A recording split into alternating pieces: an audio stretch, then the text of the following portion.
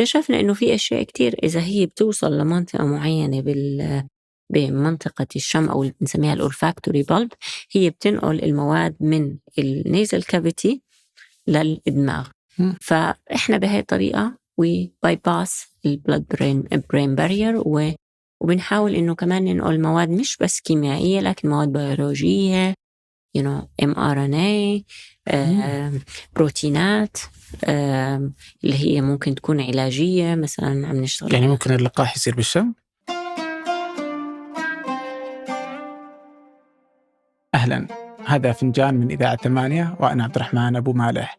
ضيفتي في هذه الحلقة الدكتورة خلود الجمل، رئيسة قسم النانو ميديسن وإيصال الدواء في كلية كينغز في لندن. لديها أكثر من 150 بحث، شاركت في 4 براءات اختراع في آلية وصول الدواء إلى الخلايا، مهتمة جدا بأمراض الدماغ والسرطان.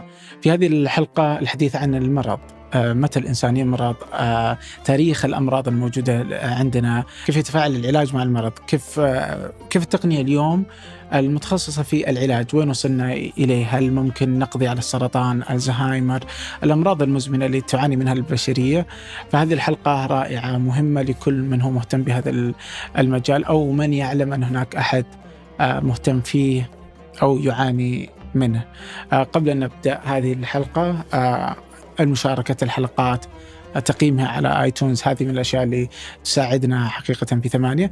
كذلك لا تنسوا اقتراح ضيوف أو مواضيع على بريد البرنامج فنجان@8.com فنجان@8.com. أما الآن لنبدأ. يا أهلا وسهلا دكتورة. أهلا فيك. أهلا. إذا ودي أعرف حاجة صدق، يعني قبل نبدأها، يعني اليوم أنت صار لك من يوم بدأت من دخلتي الصيدلة إلى اليوم كم صار لك سنة؟ كم سنة؟ 24 سنة. 24 سنة. لا عفوا 29. 29 ما شاء الله. يعني أنا حسبت من فترة الدراسة كمان. تمام.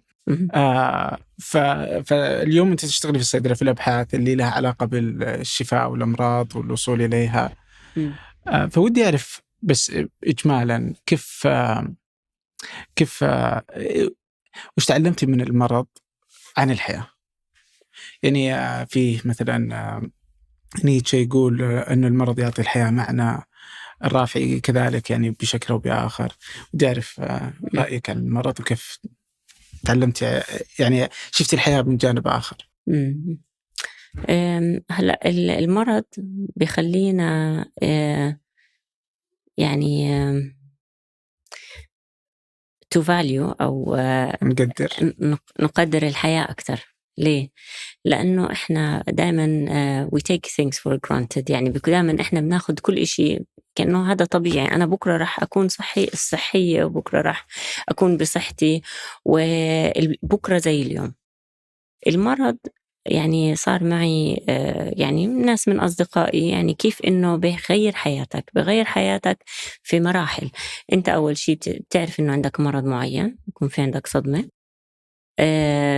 تاخدك وقت إنه تعترف إنه هذا الإشي ريل صحيح، مش لحد تاني، هذا إلك أنت. بيصير بلاحظ بيصير في أمل عالي، نسبة أمل عالية عند المريض إنه لا أنا رح أنتصر على هذا المرض، وبيكون في عنده قوة إنه يجرب كل إشي ممكن عشان ينتصر على هذا المرض. بعدين بيصير في مرحلة إنه تقبل أو أوكي أنا عندي هذا المرض، كيف بدي أتعايش معه. والناس اللي بنتصروا اللي هم الناس اللي بتقبلوا إنه هذا مرض صعب. إحنا طبعا بنحكي على أمراض يعني العقيمة، الأمراض السرطان، أمراض اللي هي العلاج إلها لهلأ مش متوفر. بتقبلوا إنه أنا عندي هذا مرض، كيف بدي أتعايش معه وكيف بدي هاي تصير حياتي الجديدة. في ناس يعني بتعاونوا حتى مع الباحثين إنه هل في دراسات إكلينيكية إحنا ممكن نساعدكم فيها، ممكن يكونوا على اجتماعات معينة تساعد كيف إنه إحنا نطور علاجات جديدة، لأنه جزء كبير من التطور العلاج يكون المريض جزء معك في إنه يعطيك فيدباك، يعطيك هذا الإشي ممكن أنا كمريض أستخدمه أو لا. بيعطيك دافع إنه أنت بدك تعالج هذا المرض، لأنه بيعطوك دفعة عالية إنه إحنا موجودين وإحنا يعني أملنا فيك إنه أنت تساعدنا بهذا الإشي. يعني لو أنا بدي أحكي إشي، يمكن في أشياء كتير تعلمتها بحياتي من ناس صار عندهم أمراض. يعني أنا مرات إذا بصير عندي I feel low أو يعني بروح عند حدا من أصدقائي عنده مرض وبشوف كيف they deal with it، بتعاملوا معه، هذا الإشي بقول I should be grateful لأنه أنا عندي هاي الأشياء. المرض بخلينا نقدر الحياة أكتر، نحاول نفكر إحنا شو معنى الحياة وشو الأشياء اللي إحنا لازم نعملها، مش بس عشان بس إحنا نترك مثلا أثر كويس، نحسن المجتمع اللي إحنا فيه، نحسن الإكسبيرينس يعني خلينا خبرات الناس اللي عايشين فيها. كم نسبة الأمراض اللي الإنسان له علاقة فيها مباشرة مقابل الأمراض اللي هي يعني تحصل وفقا للظروف البيئية أو الجينية؟ هلأ أنت صعب تحكي على نسبة، بس يعني خلينا نحكي في أمراض كتير يعني الوراثة تلعب دور في يعني معظم الأمراض، لكن بيبني عليها اللايف ستايل. يعني أنت بتحكي مثلا في أمراض القلب، معروف إنه ساوث إيجيا عندهم نسبة عالية أو قابلية إنه يصير عندهم سكر وضغط وأمراض القلب بشكل عام. هلأ أنت بتبني عليها إنه اللايف ستايل تبعك، مثلا الرياضة، الأكل. السكري مثلا مش متوفر كتير، إحنا يعني بدولنا العربية معروف إنه إحنا وراثيا. هلأ وراثيا لا يعني إنه إحنا ما بنقدر نعالجه، إحنا بنقدر نعالجه باللايف ستايل تبعنا. في أمراض طبعا صعب أنت يعني الباركنسون، الألزهايمر، في أمراض لسه مش معروف أسبابها. طبعا إلها مرات في جزء وراثي بنحكي عنها كمان شوي، لكن في أمراض نسبة كبيرة منها نقدر مع إنها وراثية نغير الفيت تبعها بطريقة حياتنا. وفي أمراض للأسف يعني هاي إحنا ما بنقدر نتحكم فيها. يعني أمراض الدماغ في نسبة عالية كتير منها لهلأ أسبابها غير معروفة، وبالتالي السيطرة عليها هي تعتبر ضعيفة جدا. كمان نفس الشيء الكانسر، يعني الكانسر له أسباب بيئية. خلينا نحكي اللنج كانسر، سرطان الرئة، التدخين يعني عضو رئيسي ومعروف إنه بيزيد عدد يعني من المسببات الرئيسية لسرطان الرئة. بس في سرطانات تانية مثلا البريست كانسر، يعني خلينا نقول غير الرئة هي غير معروفة وصعب إنه إحنا نسيطر عليها. بالعادة كيف تشوفي لو نبغى نصنف الناس اللي تتعامل مع الأمراض اللي تجيها، وش الأصناف؟ في ناس تستسلم للمرض، في ناس تقاوم المرض، وش الأصناف الموجودة للناس وتفاعلها مع الأمراض؟ هلأ برجع لوعي الناس. يعني مثلا أنا بقدر أحكي لك وعي الناس في الدول المتطورة غير وعي الناس في بلادنا. مثلا في البلاد المتطورة واحد بيعرف إنه عنده سكري، بيعرف إنه هو السكري، مع إنه هو السكري من الأمراض اللي أنت ما بتحس فيها على طول، يعني أثرها رح يبين معك بعد سنين. بأثر على العينين، على الكلى، على الأعصاب. في الدول المتطورة بيعرفوا إنه أنت لازم تحافظ على مستوى السكر في الدم ثابت. ليه؟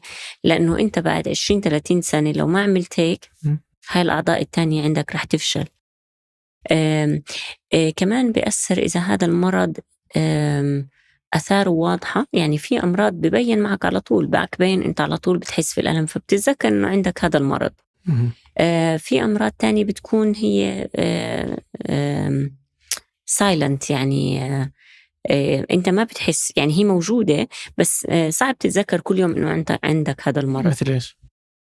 يعني خلينا نحكي واحد ضغطه عالي، أخدت حبة ضغط، طلع ضغطي، نزل ضغطي. هي الفكرة مش بس أنت طلع ونزل ضغطك، السكري نفس الإشي، يعني طلع نزل ما دام ما صار عنده كوما سكر عالي أو واطي، يعني أوكي أنا زدت أكل الحلو ما رح تفرق معي، بس هي لأ، على الأمد البعيد بتفرق، لأنه أنت عم بترسب مواد بجسمك ممكن تخلي الكلى، العينين، الأعصاب تفشل.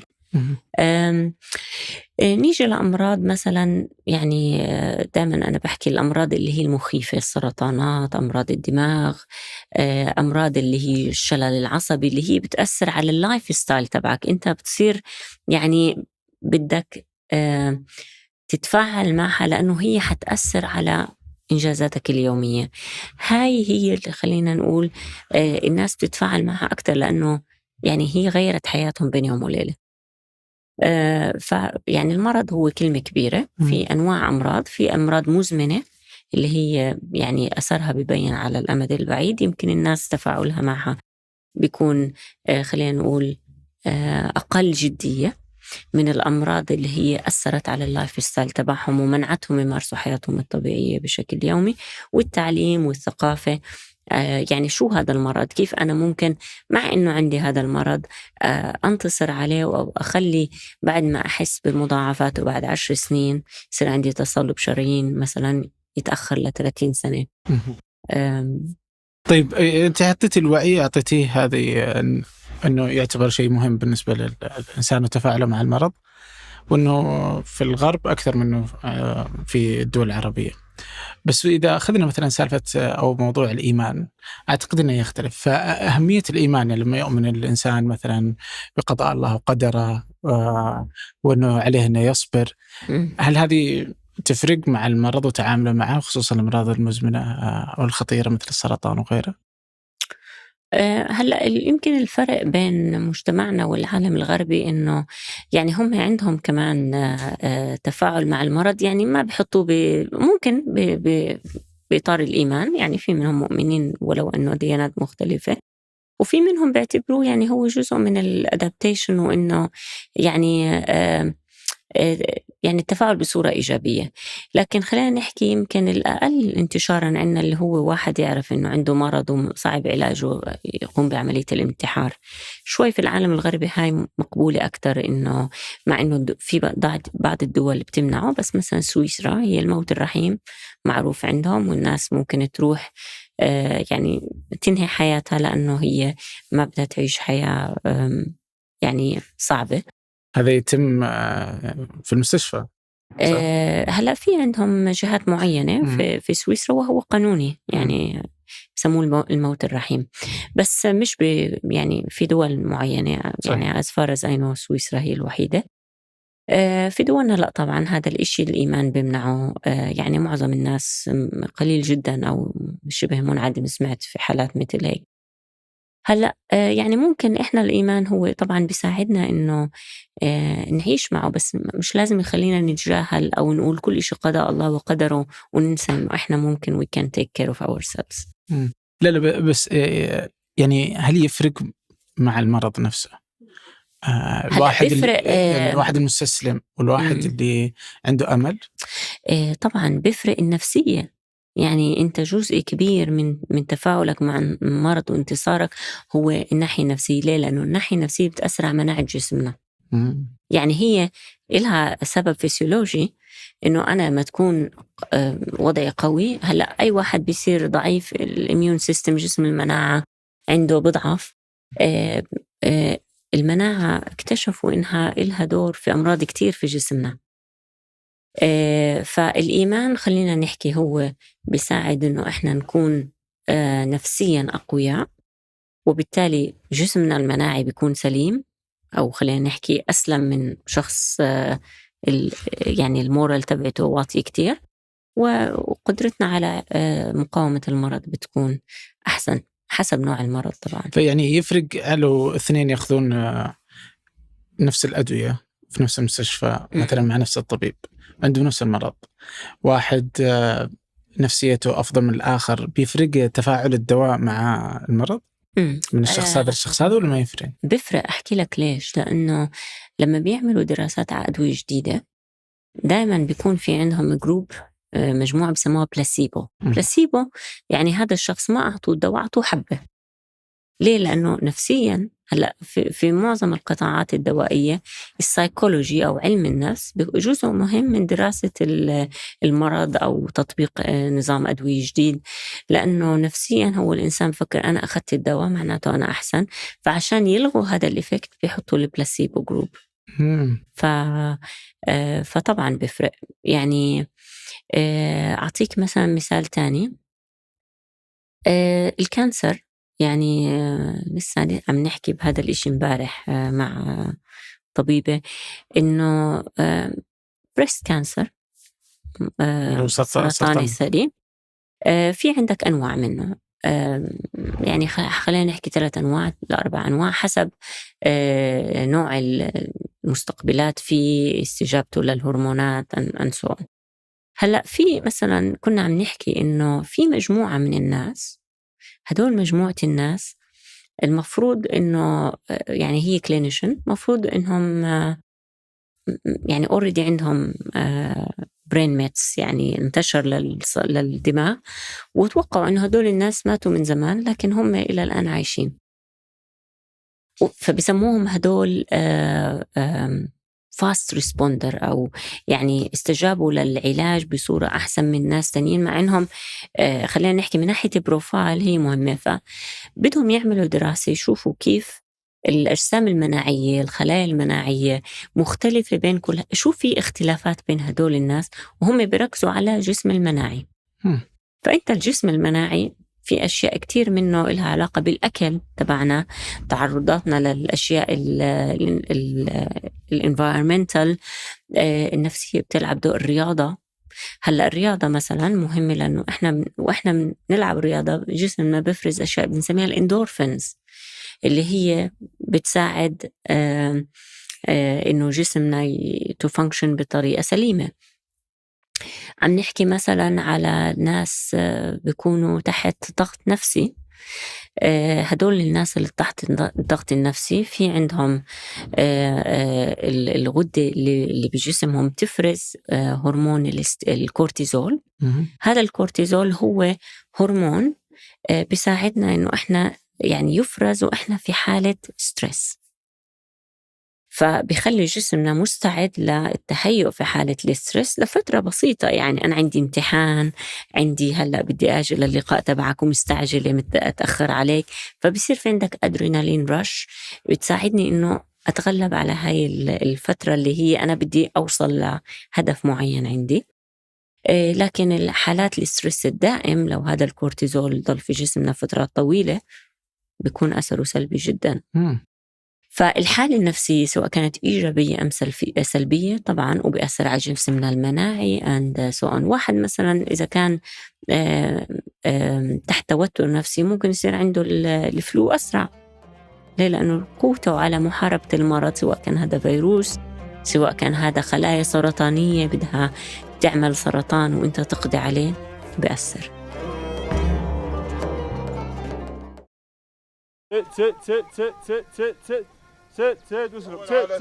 يا عربي. الله قاعد ندهك وراها قلب العرب البلاد ورب العالمين. هي والله أنا نفترح بلا السيل لا دقل أو نذر البلاد 2 ولا 3 لو أنها تقول نيو في البلاد بلاد على اسمها بلاد تغلاقي يلا يا مطلوبي يا من عندك ماطر الاثنين، يسمونها ماطر الاثنين. الحجار والدنيا كلها في داخل المزارع، دمار حول 1 سنة وهو دامر الوادي كله، ما طاقوا يودوا عود من ييتوا فيكم ما يودوا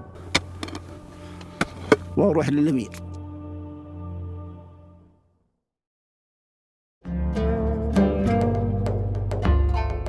طيب إذا بنرجع لموضوع الأمراض، هل تغيرت الأمراض يعني من زمان إلى الآن هل عندنا فهم لطبيعة الأمراض؟ هل استجدت أمراض جديدة ولا هو مجرد إحنا نكتشف أمراض كانت تقتل الناس من السابق؟ شوف، هلأ هي الأمراض موجودة من زمان، لكن طريقة تشخيصنا لهاي الأمراض تحسنت. يعني أمراض الدماغ، يعني هلأ مثلا هي واحد عنده ديمنشيا، أوكي، يمكن زمان كانوا يحكوا هذا عنده خرف. طب الخرف في عنده أنواع، في ديمنشيا، في فرونتال ديمنشيا، في ألزهايمر، في أنواع كتير، وكل مرض هو كيف بشخصه. هلأ المرض إله بنسميه فينوتايب، يعني بيظهر بأعراض معينة. طرق تشخيصنا للمرض شو هذا السبتايب أو نوعه الجزئي من المرض الكبير.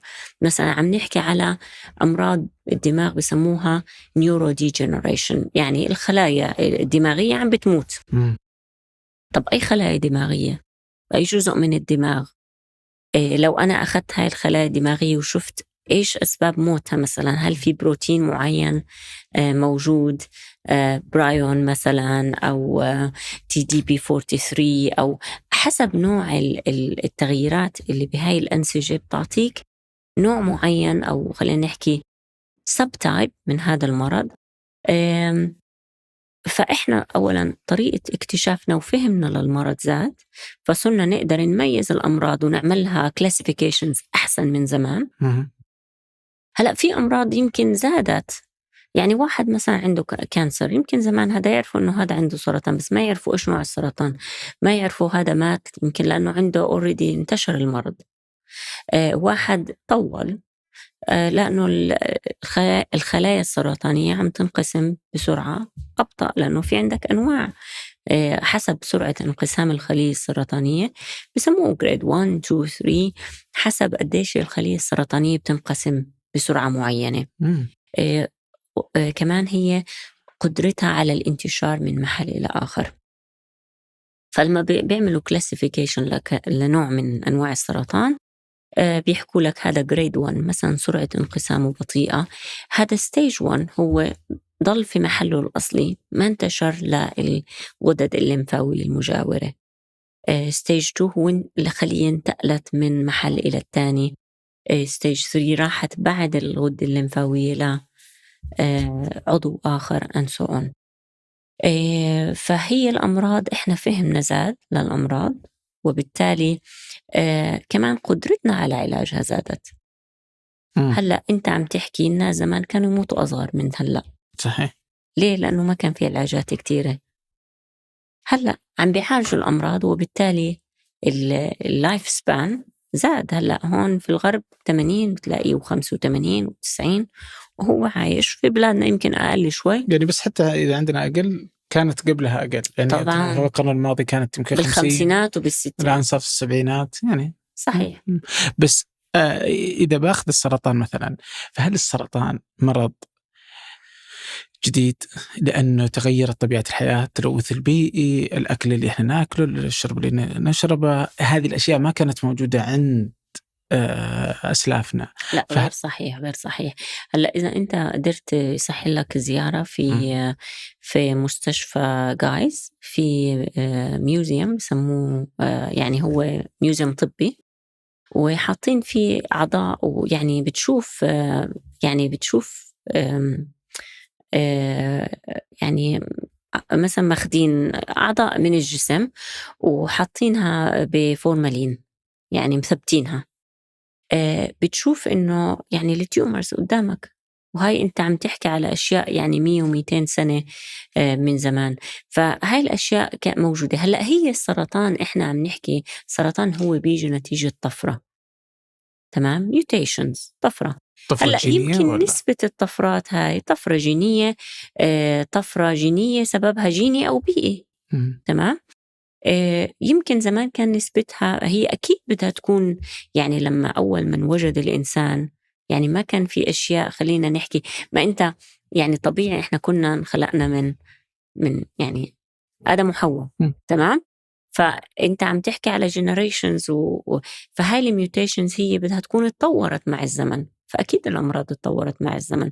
بس أنت إذا بدك ترجعني خلينا نقول 100 200 300 سنة أكيد كانت موجودة.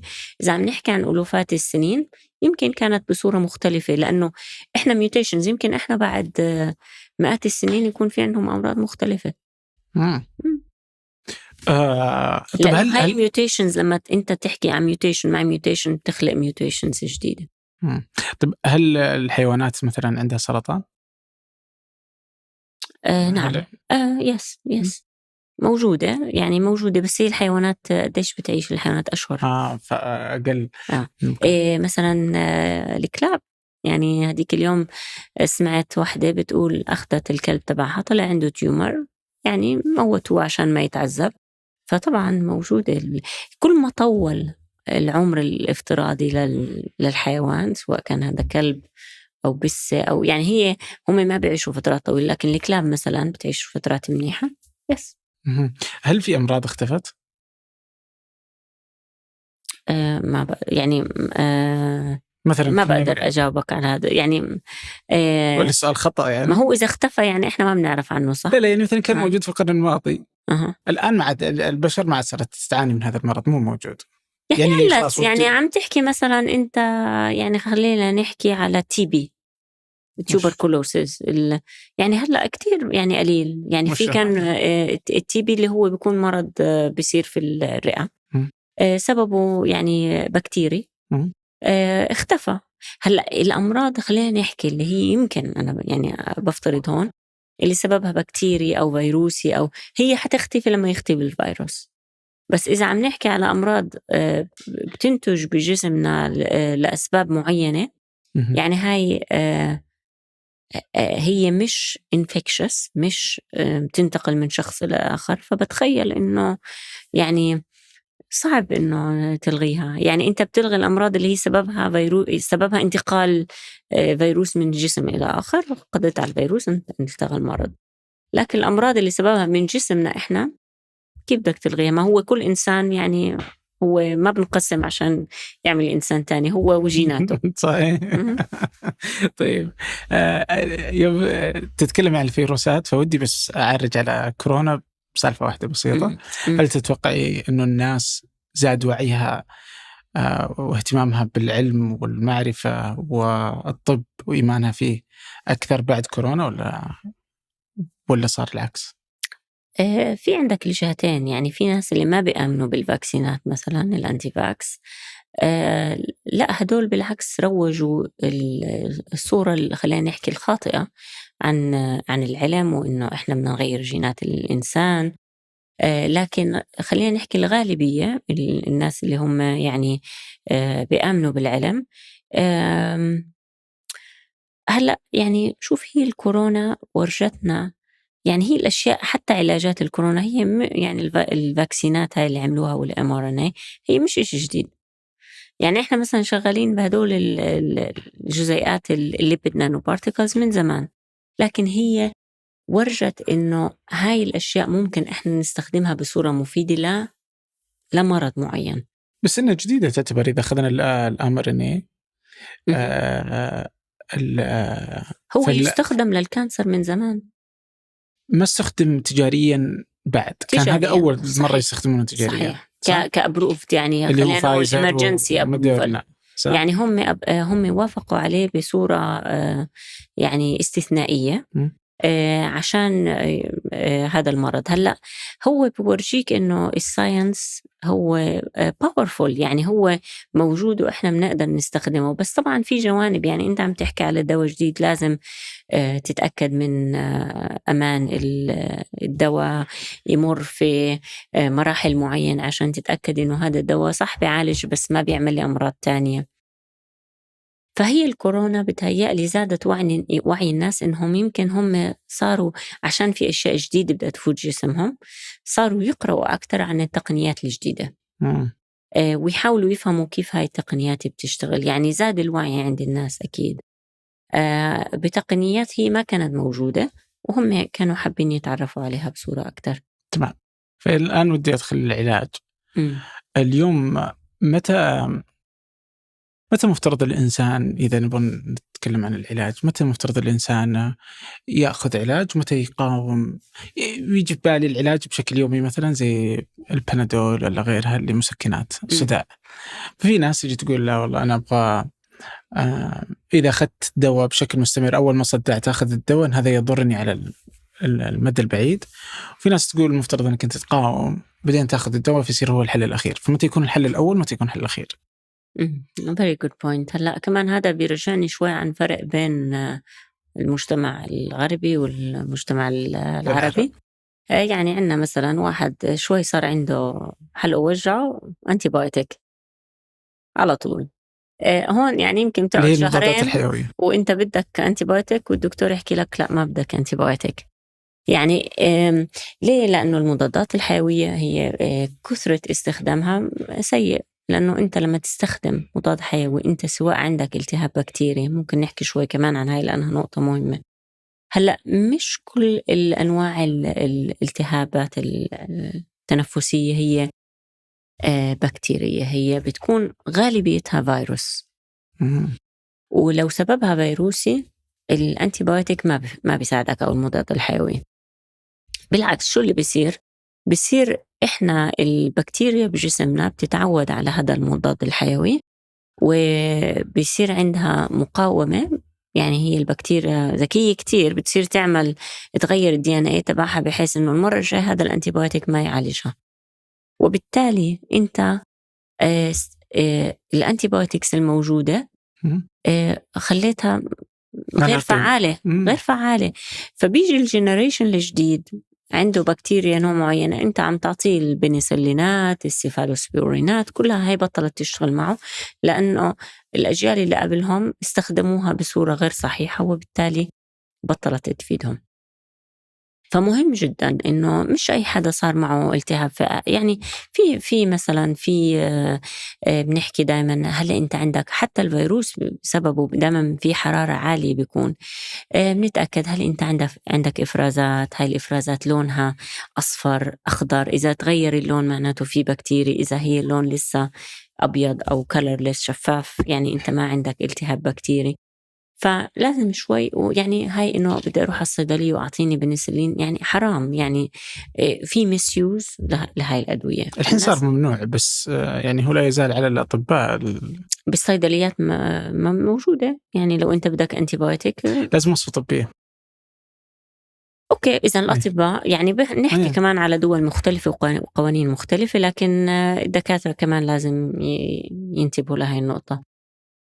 نرجع للموضوع الأكبر. يعني أنت بتاخد دواء لما يعني إحنا ويساي لما يأثر على حياتك اليومية.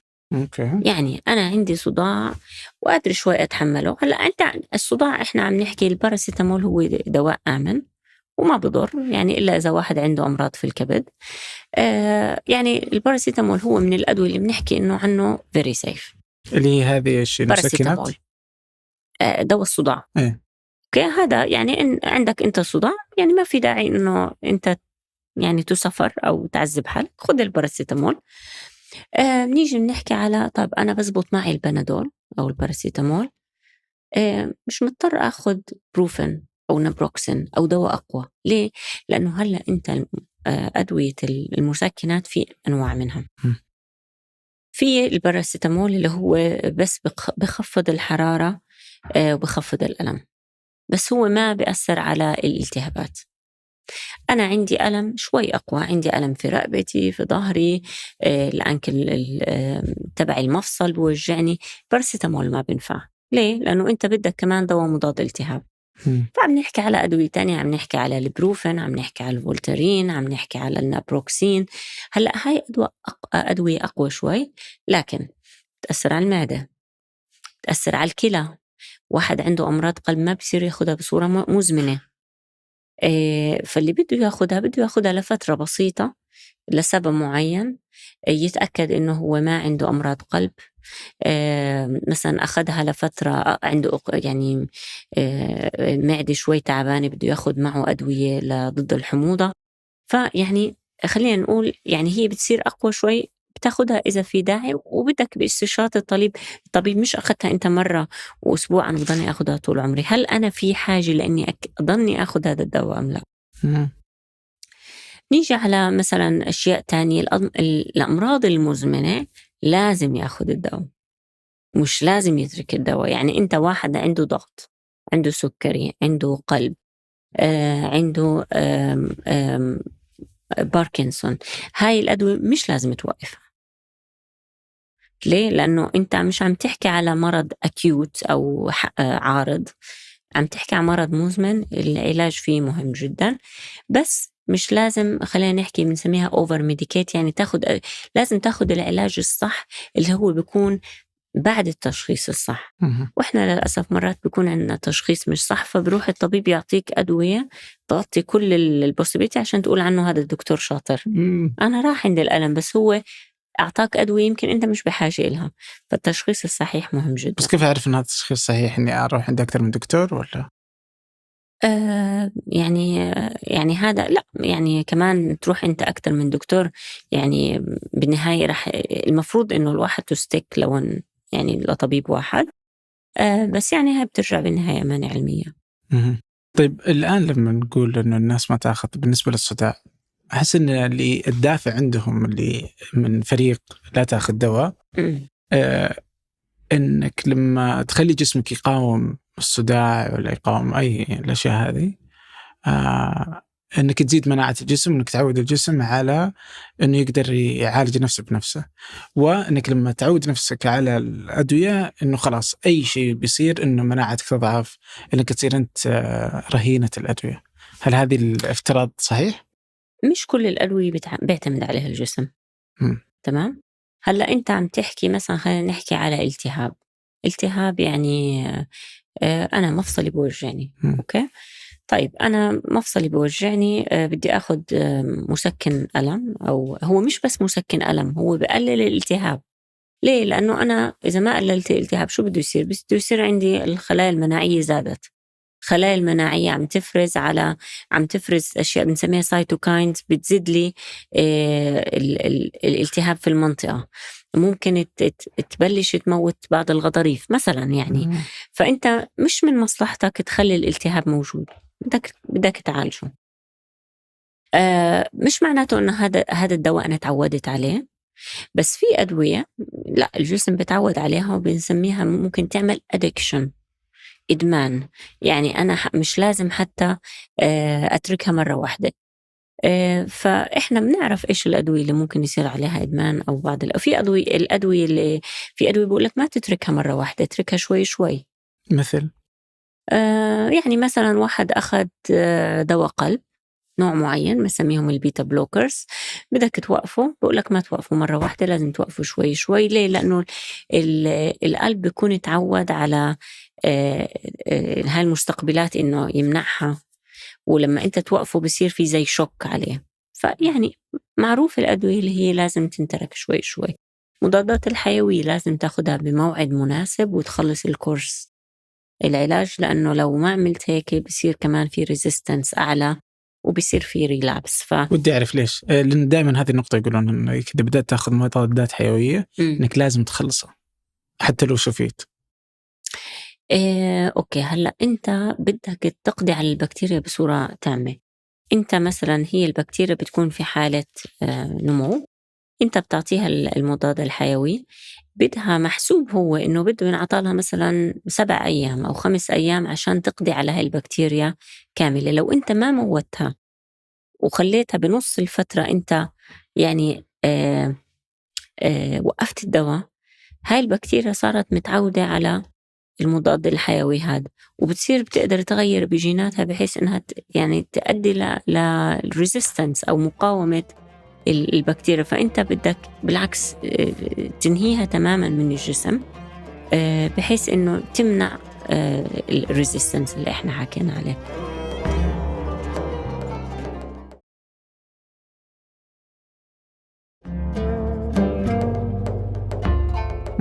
طب أنا ودي أعرف نقطة صدق، يعني هسه دائما أفكر فيها وما أعرفها. الحين وش اللي يحصل لما أنا أخذ الحبة لنفرض أنها حبة صداع ولا التهاب، يعني كيف الحبوب تعرف أنه عندي مشكلة هنا في مثلا في مفصلي ولا في كوعي؟ يعني وش اللي يحصل؟ يعني هي في الأخير تروح المعدة بس. سؤال حلو. طب أنا أخذتها بمعدتي، كيف راحت على إيه يعني كيف تعرف إنه هنا المشكلة وتروح وتوصل وتحل المشاكل؟ هلأ هو هذا الدواء بيكون، يعني هذا سؤال كويس. هلأ ليش بعض الأدوية، هلأ إحنا بنعمل أدوية كل يوم، يعني بنعمل أدوية جديدة. ليش بعض الأدوية هي هاي اللي نجحت تصير دواء مرخص؟ لأنه هلأ أنا بخترع دواء جديد، شو بعمل؟ مثلا أنا بفترض إنه هذا الدواء بده يعمل بلوك لريسبتر معين لمستقبل معين، وبالتالي هو راح يقلل الالتهاب أو يعني هيك، هاي بنسميها الميكانيزم اوف اكشن أو طريقة عمله. هذا لا يكفي إنه هذا الدواء يترخص. ليه؟ بنعمل ستاديز، بنروح بنعطي هذا الدواء بنبدأ بحيوانات طبعا. بنتأكد إنه بعد ما أنا أعطي الدواء، هذا الدواء راح يتوزع بجسمنا بصورة إنه تركيزه مثلا خلينا نحكي بالمفاصل يكون عالي، وبالتالي بعرف إنه نسبة كبيرة من الدواء راح يصلها امتصاص تروح للمفصل. بنسميها إحنا باي ديستريبيوشن، أو وين راح الدواء بعد ما أنا أعطيته هذا اللي اسمه الأنيمال. يعني له قابلية يتراكم بالمفاصل، بالعين. مثلا الأنتيبيوتكس، ليش بعض الأنتيبيوتكس كويسة تنعطى للجيوب؟ لأنه تركيزها بالجيوب أعلى من تركيز دواء آخر. فهو طبعا هذا بيكون جزء من الترخيص. عشان هيك لما بيعملوا بنسميها الإفيكاسي ستاديز، أو بعد ما يتأكدوا من إنه هذا الدواء سليم، هذا الدواء راح بتركيز عالي للمفصل، إنه هذا الدواء طبعا بيعالجوا ناس عندهم أمراض معينة، وبيشوفوا إنه هذا الدواء قدر يحسن الأعراض تبعون هدول الناس. فهو الدواء راح للعضو وقدر إنه يشتغل على هدول المستقبلات ويقلل الأعراض تبعت هذا المرض. نرجع لموضوع إنه أنت أخذت الحبة، شو بصير للحبة؟ بتحب تسأل السؤال هذا قبل؟ أوكي، أنا أخذت الحبة. طيب أنا الحبة هاي مش رح يصير الامتصاص لها. أوكي، لا، في فرق بين إحنا لما نسمي في two terms إحنا بنحكيهم: drug الدواء، والميديسن اللي هي يعني الحبة، الشراب، كذا. شو الفرق بينهم؟ الدواء هو نسبة بسيطة من الكبسولة، نسبة بسيطة كتير. لما أنت تقرأ مكتوب 5 ملغرامز to 5 ملغرامز، يعني أنت عم تحكي، خلينا نحكي جرام الذهب. جرام الذهب أنت إيش مش شايفه، تخيل ملغرامز. تمام، عم نحكي 1 من 1000 من هذا الجرام. طيب نحكي على كمية بسيطة. أنا صعب أنا أخذ 1 ملغرام 2 ملغرامز، يعني أكتر إشي عنا الميتفورمين 1000 بقدر أبلعه لحاله، بس لازم أحطه في باكج معين بحيث إنه المريض كل مرة ياخد هذا الحب ياخد 1 ملغرام consistently، دائما نفس الجرعة. فأنا بعمل دواء بحطه بفورميلا معينة، وهذا المريض أخده. برجع أنا إيش بعمل؟ كل اللي عملته شركات الأدوية برجع بقولهم أنا بدي دواء يطلع مرة تانية، لأنه هذا الدواء هو اللي بيصير الامتصاص وهو اللي بيتفاعل مع المستقبل. فبرجع بفتح الحبة في المعدة، وبرجع هذا الدواء هو بلاقي طريقه بيمتصه عن طريق، يعني بدوب أول شيء بالمحتوى الأمعاء تبعنا، وبعدين بيصير له امتصاص عن طريق الأغشية المعدة، بيروح للدم، بتوزع من الدم. أول شيء بيروح للكبد، الكبد بيحاول يعمل له ديتوكس أو يعني يقضي على جزء كبير منه، وجزء منه بكمل طبعا بوصل للعضو المريض. فهي هي الجيرني. فعشان هيك أنت بدك يكون له خاصية معينة من أخذ الحبة لوصولها للعضو المريض. كم يأخذ هذه العملية؟ كم تأخذ فترة؟ هلأ إحنا يعني بشكل عام إحنا بنحكي يعني أسرع إشي بدك نص ساعة عشان أنت تحس بمفعول الدواء. مثلا باراسيتامول أخذتها نص ساعة. في أدوية بدنا إياها يوصلها امتصاص أسرع، مثلا تحت اللسان اللي عنده جلطة شو بنعمل؟ بنقول له تحت اللسان حط لي جليسرين. ليه؟ لأنه هاي على طول بتروح على الدم. تمام؟ فهاي انستنت، هاي على طول. الحبوب تاخد يعني فترة من نص ساعة لأكتر. قديش خلينا نقول قديش بتفرق إذا أنت ماكل ولا لا؟ يعني ولا ما تفرق؟ بتفرق شوي، لأنه يعني المعدة في لها بنسميه إحنا تفريغ، وقت تفريغ حوالي من يعني نص ساعة لساعة. يعني إذا أنت مش ماكل طبعا الدواء بيكون أسرع، لأنه المعدة على طول بتفضي. إذا فيها أكل بده ياخد له مثلا ديلاي من نص لساعة. في أشياء مثلا إحنا كمان ليش بعض الدواء أنت بتاخده نص كل 4 ساعات، بعدها كل حبة باليوم، حبتين باليوم. الدواء بضل بجسمنا لفترة معينة بنسميها هاف لايف أو الفترة العمرية تبعته.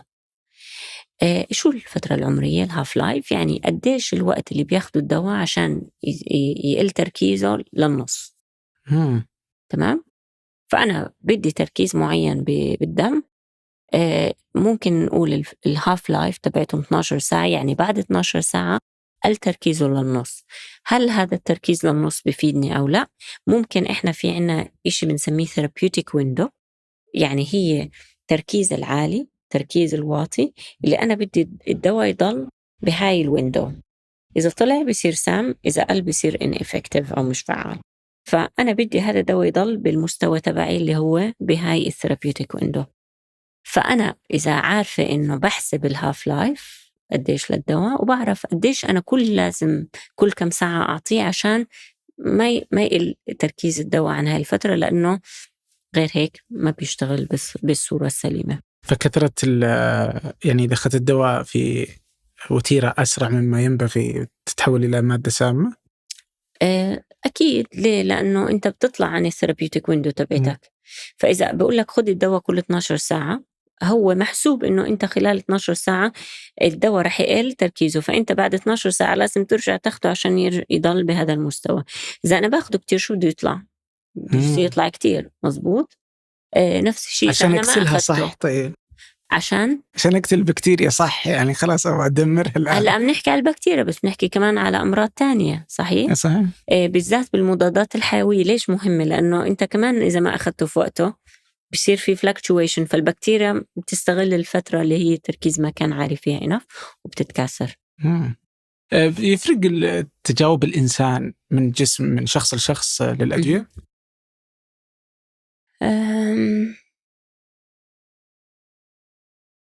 يعني يعني بالأمراض خلينا نحكي الأمراض المعتادة.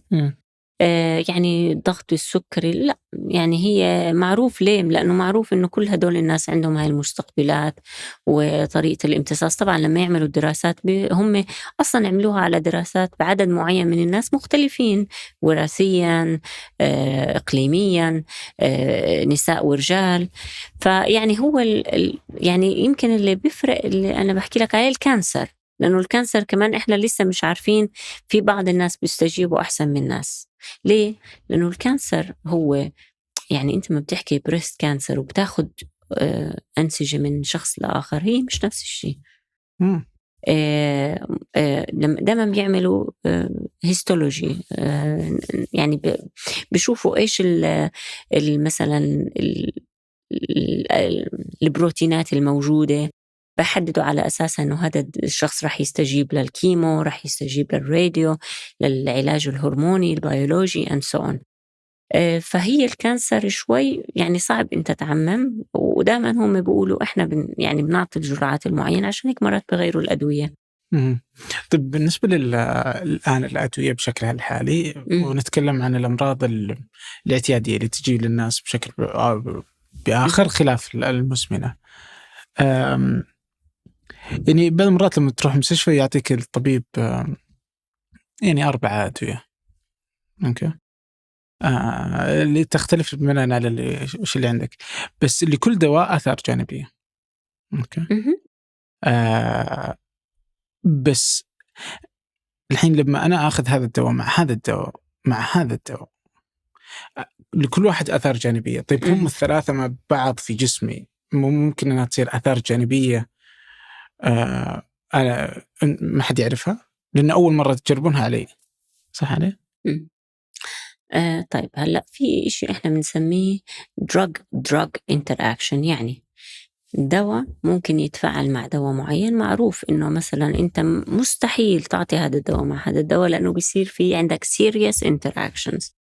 هلأ في معروف يعني مثلا بس بأي صيدلية في كتاب صغير هيك بنسميه البريتش ناشونال فورميولاري، بآخر جزء مكتوب drug interactions، بتعطي دوايين معينة. حتى هلأ بالسوفت ويرز بالصيدليات تحط الدوايات بقول لك هذا interaction ما تعطيهم مع بعض. هذا اثنين ما هلأ ليش هي غالبيا معظم الأدوية ليه؟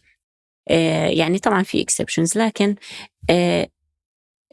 هلأ هم شوي هاي مختلفة عن الآثار الجانبية. الآثار الجانبية أنا عندي آثار جانبي لدواء معين، هلأ هي الآثار الجانبية لما بقول لك آثار جانبية هي قليلة جدا، يعني بتكون بحط لك 5% بصير عندهم هذا الآثار الجانبي، بس they have to declare it. وفي آثار جانبية أنت لازم توقف الدواء عليها.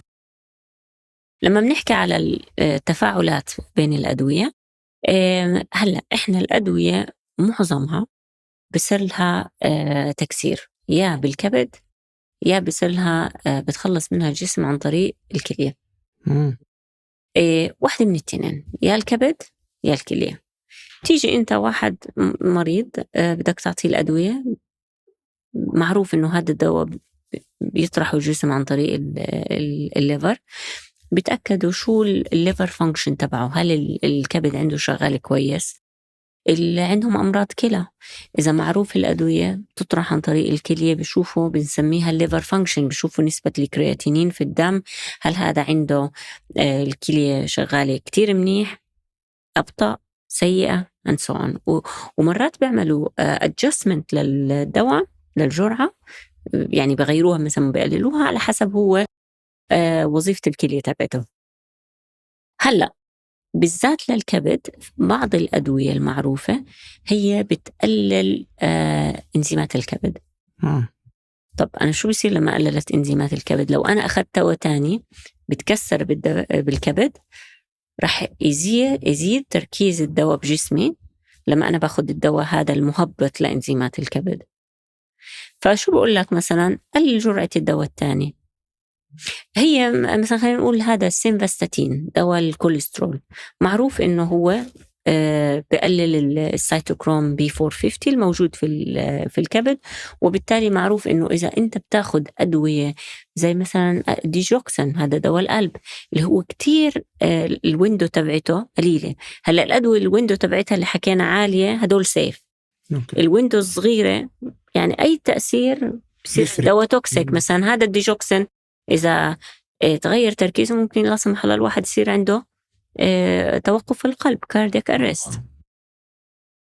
فالأدوية خلينا نقول اللي هي الحساسة بنتبهوا كتير ما يعطوا الأدوية اللي بتثبت إنزيمات الكبد معها. قرأت مرة موضوع كان يتكلم إنه اليوم الأدوية بشكلها الحالي إنه اليوم إحنا اللي إحنا جالسين نسويه اليوم راح نضحك عليه لاحقا. أوكي.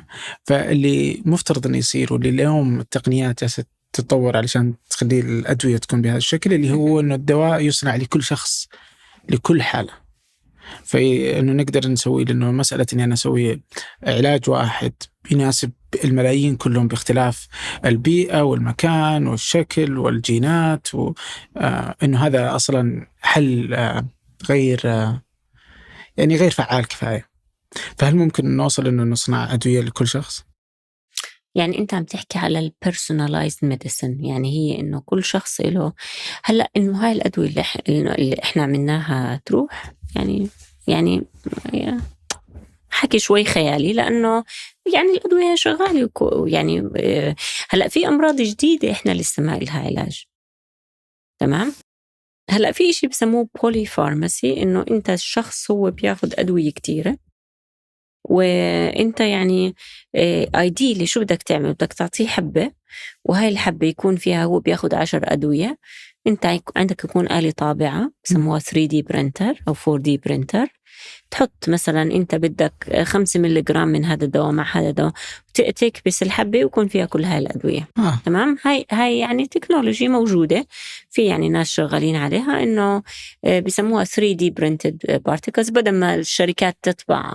هلأ في يعني في أدوية مثلا بيكون في عندها نوعين، مدربول مع دواء ضغط، بس الفكرة إنه يصير في عندك أكتر من دواء.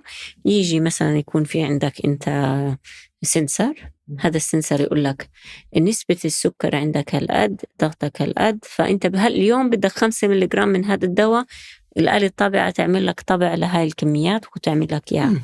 يعني هاي التكنولوجيا ممكن تكون موجودة، يعني أو خلينا نقول في بروجكت اسمه ديجيتوين، إنه أنت كل واحد يكون عنده توين ديجيتال. هذا التوين يحسب مثلا، طبعا بالتكنولوجيا بعد AI أو الانفورميشن تكنولوجي، بتاخد هاي المعلومات وبتعملها الجوريثميات معينة، وبقول لك إنه أنت بدك هاي العلاجات، يلا خلينا نعمل هاي الكبسولة ونطلع لك إياها. ليش لا؟ بس أنت كمان اعتمدت على أدوية أوريدي موجودة، يعني ما كبينا إحنا الأدوية اللي عملناها، لكن يمكن إحنا ممكن نستخدمها بطريقة تانية. فواي نوت؟ ما مدى قربنا من هذه الأشياء اللي أنت قلتيها قبل شوي؟ عفوا؟ ما مدى قربنا اليوم من إنه هذه الأشياء اللي أنت قلتيها أنها تكون على أرض الواقع؟ يعني أنا بشتغل مع زميل، يعني هو already عمل 3D tablets، ممكن تحط فيها دوايين أو 3 وتكبسها مثلا في كير هوم. بس بدك دراسات إنه هل هاي الأدوية مع بعض ما رح يصير لها أي تفاعل طبعا، لأنه أنت بدك تنتبه إنه الدواء مع الدواء ما بيكسروا بعض، أو يعني ما بيأثروا على بعض. طيب، اليوم واحدة من الأشياء اللي يمكن تخلي صحة الإنسان أفضل هو الكشف المبكر بشكل دائم. متى مفترض الإنسان يبدأ يكشف عن صحته؟ أوكي، سؤال كويس. هلأ الكشف المبكر، هلأ بالنسبة مثلا خلينا نحكي في السرطان، بالذات في السرطان، لأنه أنت كل ما اكتشفته مبكر، هي في الأمراض السرطانية أنت الخلية السرطانية بتبدأ تنقسم. هي ليش الإنسان بضعف؟ لأنه هي التيومر بيكبر بحيث إنه بيعمل تيك أوفر للعضو تبعنا، بدل ما يصير الورم هذا يعني بياخد حيز ضغط على العضو، بياخد الأغذية من العضو، وبالتالي الأعضاء التانية السليمة بتفشل. هاي المشكلة. تمام؟ فأنت بدك تستأصل هذا الورم as soon as possible. فهو الاكتشاف المبكر طبعا بيساعدك إنه أنت تشيل الورم من غير ما ينتشر. إذا انتشر من العضو للغدد الليمفاوية لأعضاء تانية، انت مش هتفتح الجسم الانسان وتشيل كل فبصير عندك انتشار او ميتاستاسيس، فبتبلش تعطي الكيموثيرابي، الراديوثيرابي، اللي هي مرات إلها مضاعفات جانبية وبتقتل كمان الخلايا الطبيعية. فالاكتشاف المبكر، هلا في إشي بسموه اكتشاف مبكر، او خلينا نحكي فيه مصطلحين ما بعرف في إشي اسمه early detection و early diagnosis. في اكتشاف مبكر وفي تشخيص مبكر. اكتشاف مبكر يعني أنا أعرف إنه هاي الخلية قبل ما تصير سرطانية هي رح تصير سرطانية. إيش تغير شكلها، تغيرت جيناتها، هي لسه ما بلشت تنقسم، هي عندها القابلية إنها تتحول من خلية طبيعية لخلية سرطانية. فهذا بنسميه اكتشاف مبكر. وفي التشخيص المبكر، هي صارت سرطانية بس أنا اكتشفتها قبل ما تنتشر. لأمراض، أنا يعني هذا رأيي الشخصي، لأمراض إحنا عنا علاج إلها، طبعا بفضل إنك أنت تكتشف شخصيا. هلأ في طبعا أشياء تانية بقول لك اعمل شوف الجينوم تبعك، شوف قابليتك إنه أنت يصير عندك الأمراض معينة، وبيعطيك نسبة حسب الجينات. هلأ بدك أنت يعني الأمراض يعني ممكن تصير معك ممكن ما تصير معك، الأمراض أصلا ما إلها علاج، بدك الناس تقلق في هذا الموضوع؟ I'm not sure.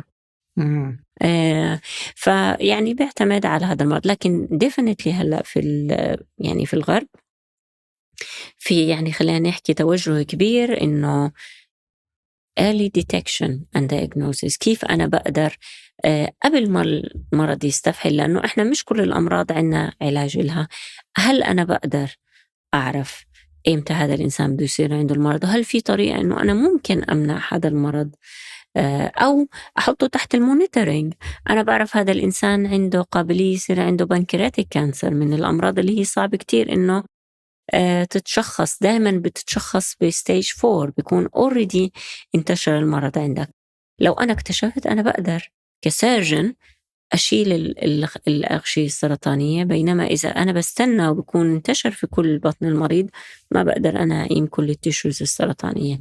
طب نفس الشيء لسرطان الدماغ and so on. وش اللي يمنع الناس من أنها تكتشف أو أنها تروح تشخص نفسها لطالما أنه هذا هو الفائدة حقته، أنه فائدة عظيمة. أحس أني اليوم ليش ما أكتشفها قبل لا يجيني؟ هلأ أنت بدك تكتشف أو قبل لا أشعر فيه، عفوا. يعني early detection، يعني هو لسه early diagnosis. نحكي بس نحكي شوي على early detection. كيف أنا بدي أعرف إنه هذا إنسان راح يصير عنده؟ في شيء اسمه بايوماركرز يعني في علم اسمه بايوماركر ديسكفري. أعرف شو المواد اللي أنا بدي أدور عليها. يعني هلأ إحنا في مثلا واحد عنده كولون كانسر بيروح بفحص لماركرز معين، بيعرف إنه عنده C19 عنده أو ما عنده. طب في أمراض إحنا أو أنواع من الكانسر إحنا لسه مش عارفين البايوماركرز تبعتها، تمام؟ فإحنا بدنا فيلد to discover هدول البايوماركرز، يعني بايوماركر ديسكفري، تمام؟ وفي ناس شغالين عليه.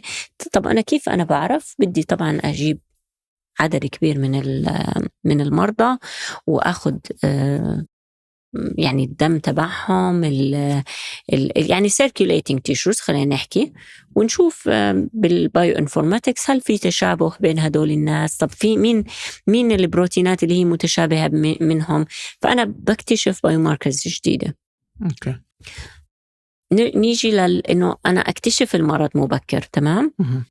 لا سمح الله واحد صار عنده كانسر وبده يعرف. هلأ شوي الطرق الاكتشاف اللي هي عم تحكي على MRI، عم تحكي على اندوسكوبي، عم تحكي على أشياء بنسميها invasive. يعني أشياء يا إما invasive يعني فيها شوية يعني أنت الاندوسكوبي يعني مش إشي أنا أخذت خزع الدم، يعني المريض هذا الاشي مش كومفورتبل له.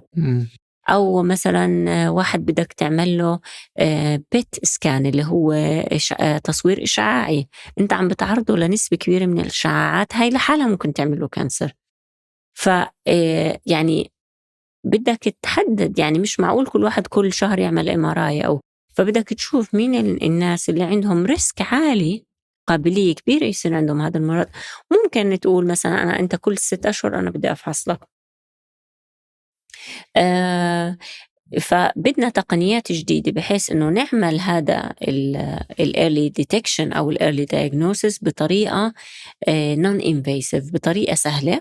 يفضل مثلا ideally تاخد بريك، تاخد الدم، بنسميهم point of care devices، إشي زي جهاز السكر تحطه يعطيك reading هل هذا الشخص عنده ماركر لهذا المرض. فبدك إذا عم نحكي على تقنيتين، عم نحكي على اكتشاف هدول البايوماركرز، بدك على تقنيات هندسية وفيزيائية تعمل لك بصورة حساسة تكتشف هدول البايوماركرز، خصوصا لما يكون تركيزهم واطي، اللي هو في بداية المرض هاي الأشياء بتكون تركيزها واطي كتير بالجسم، فبدك كمان تقنيات حساسة. وهون مثلا التخصص تبعنا أو التقنيات النانونية بتفيدك، لأنه بتحسن السنسيتيفيتي أو حساسية الديتكشن. يعني مثلا واحد عنده سرطان معين وعنده بايو ماركرز بجسمه خلينا نقول 5 جزيئات بالسيركيوليشن، واحد عنده المرض اتطور بيزيد الكونسنتريشن. فأنت لو عندك جهاز حساس أم لا بتفرق معك، هذا اكتشفته هو مبكر، هذا ما اكتشفته هو مبكر. أتوقع أنه جزء من أنه الناس ما تبغى تكشف. أوكي، هو بفهم أنه يصير غير مريحة مثلا لما بعضها أنه يحتاج أنه يسوي أشعة ولا غيرها زي ما تكلمت قبل شوي، بس جزء منها نفسي أني أنا ما أبغى أكتشف أن عندي ذا المرض. فهمت علي؟ فكيف الواحد يتعامل معاها؟ يعني ما ودي أروح أخاف أنه يطلع عندي ذا المرض، فأقول خلاص خلها إلى الله يعني يكتب. هذا طبعا تصرف غير سليم، لأنه بالعكس أنت كل ما اكتشفت المرض بكير. هلأ في علاجات لأشياء كتير، يعني تقريبا ما في مرض ما له علاج. يعني ممكن خلينا نقول العلاج هذا ممكن يطول، يعني ممكن مش تماما يشيل المرض، لكن يزيد يطول عمر الإنسان. فيعني أنا بنصح أي حدا بحس إنه في إشي بجسمه غريب، لا يعني أنت اكتشفه بكير، لأنه نسبة إنك تعالجه بتكون أكبر كتير. وفي أشياء بسيطة، يعني ممكن الواحد يكون مش كل ورم بجسمنا هذا سرطاني، في أورام أنت بس بتشيلها، أو ممكن أقول لك الطبيب هذا ورم يعني غير خبيث، don't worry about it. هل الآن الاكتشافات التشخيص المبكر مهم لغير السرطان؟ يعني يقدر يفيدنا في أمراض غير السرطانية؟